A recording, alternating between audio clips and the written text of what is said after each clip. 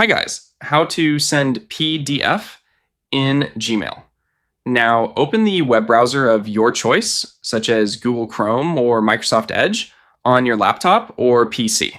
Make sure you're using a secure browser with no suspicious extensions. Navigate to Gmail by clicking the Gmail link in the top right corner of google.com, or simply go directly to mail.google.com. Here's a pro tip: bookmark mail.google.com for instant access next time. Click the Compose button located in the top left corner of the screen to open a new email window. Fill out the recipient's email address in the To field, add a subject line, and type out your main email body. Here's a quick heads up. Double check the recipient's email address before sending to avoid mistakes. Locate the paperclip icon, attach files, next to the Send button at the bottom of the email window, and click it.